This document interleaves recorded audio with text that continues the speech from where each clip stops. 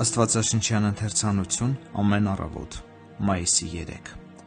Աշխարհում նեղություն պիտի ունենաք, Հովհաննես Ավետարան 16:33 Դու երբևէ մտածել ես այս մասին, նա իր վերև մաքուր ու սրբազնագույն երկնավոր հորը, գիտես արդյոք, որ մի օր նրա նման ես լինելու, արդյոք հեշտ է լինելու նրա պատկերին փոխակերպվելը, թե անհրաժեշտ կլինի լուրջ մաքրագործում փորձությունների հնոցում, հեշտ կլինի սեփական առատներից ազատվելն ու կատարյալ դառնալը, ինչպես կատարյալ է քո երկնավոր հայրը, իսկ այժմ քրիստոնյա, նայիր ներքև, ճանաչում ես քո ոտքերի տակի թշնամուն, մի ժամանակ դու սատանայի ծառա էիր, բայց ոչ մի միապետ ինքնակամ չի տալիս իր հպատակներին, միթե կարծում ես, որ սատանան քեզ հանգիստ կթողնի,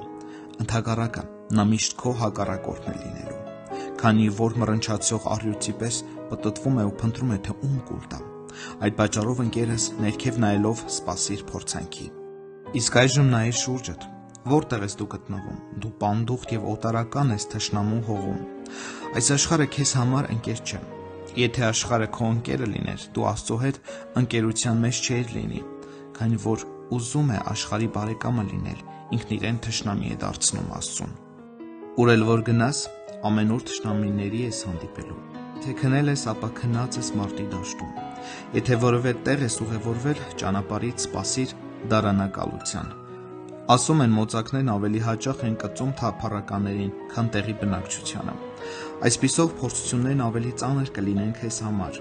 և վերջապես նայիր քեզ, նայիր սեփական սրտիդ մեջ, կտեսնես, թե ինչ է այնտեղ թաքնված, մեղքն ու եսասիրությունը դեռ այնտեղ են, եթե չլիներ սատանան, որ քեզ գայթակղեր թշնամին, որ քո հետ մարտնչեր աշխարհը, որ քեզ մոլորեցներ, դու դեռևս քո մեջ կգտնեիր բավականին առատներ անհանգստանալու համար,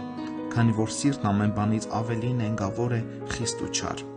այդ պատճառով սպասիր փորձանքի, սակայն մի հուսահատվիր, քանի որ Աստված քեզ հետ է,